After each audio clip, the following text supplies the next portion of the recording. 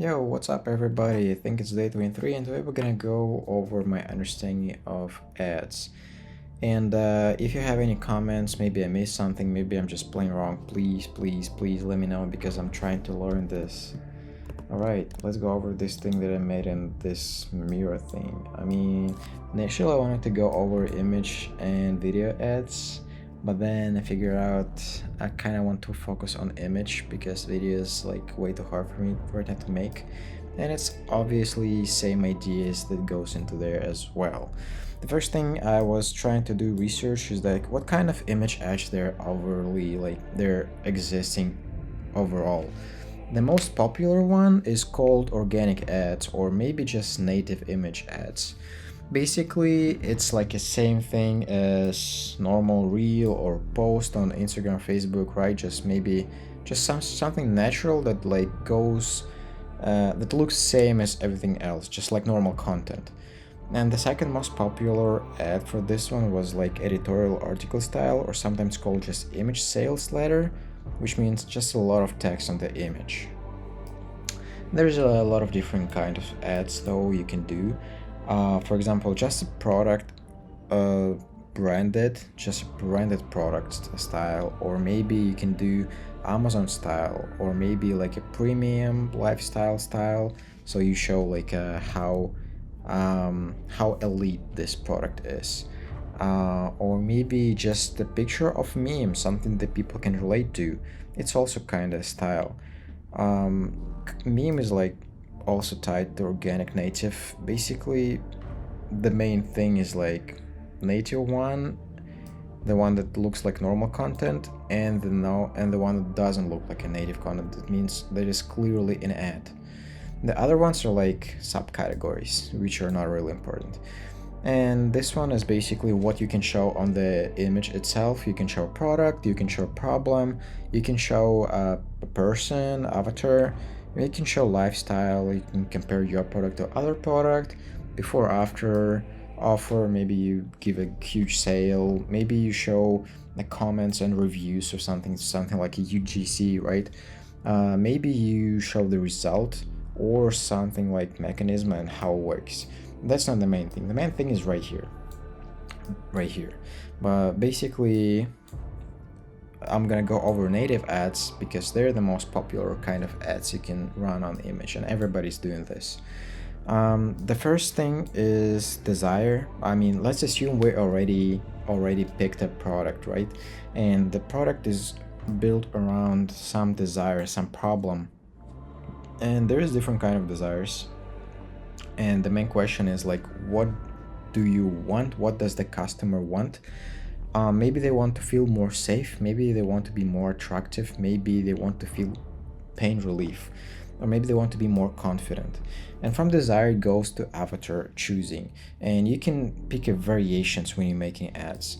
And basically the avatar is your target audience, people who buy your product.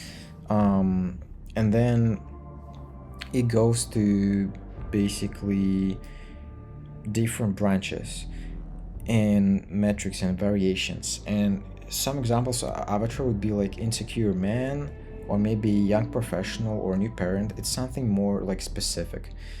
And same avatars can have a same different avatars, sorry, can have a same desire.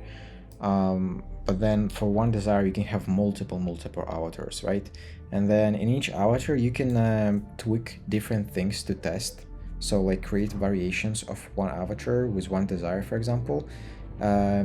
Basically you can make a avatar with different identifications, for example who they wish to be or be seen as. So let's say we get an example of insecure men, right? Maybe they're insecure because they're weak, and they want to be like I don't know, Andrew Tate. Or maybe they're insecure because they feel stupid and they want to be as Sherlock Holmes. So that's important, because to people who like Andrew Tate we would show I don't know, Andrew Tate's lifestyle, and to people who want to be Sherlock Holmes we would show a Sherlock Holmes lifestyle, like something smart, right? So the second thing we need to consider is the market awareness. Is like how is our avatar knowledgeable about the problem and solution. And essentially what it means is, do they know this problem is even exist, and do they know the solution is actually exists? Because that's important. If the customer or avatar doesn't know there is a problem, you should probably start with educating them there is a problem and offering your solution. Or if they actually aware of the problem and know the solution, maybe you should tell them there is a better alternative.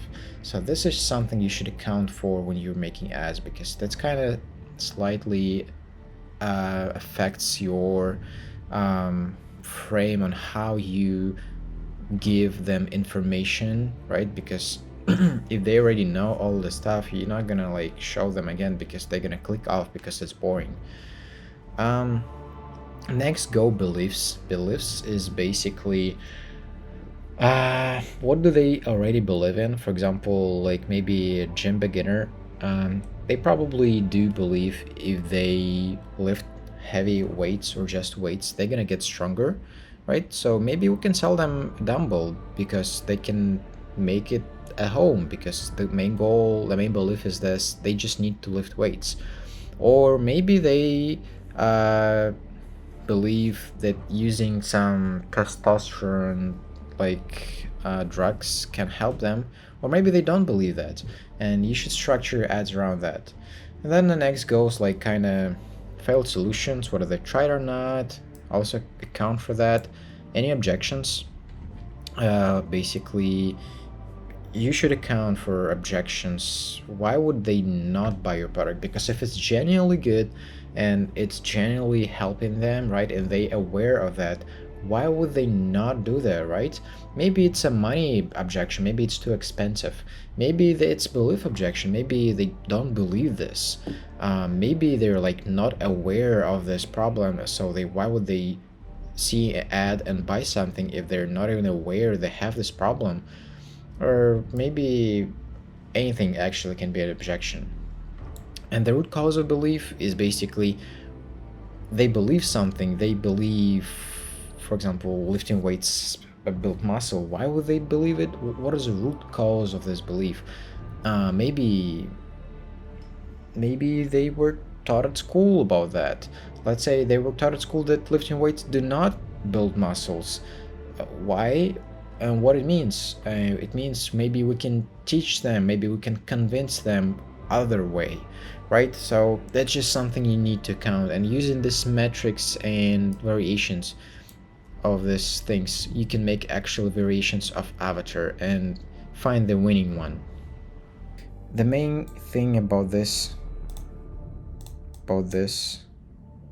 whole thing is basically you can tweak this, but initially it goes to the same avatars. The main thing is avatars, right? You have one avatar, you can just tweak and pinpoint this thing and make more variations, because the main thing is about desire and the avatar. And then the angle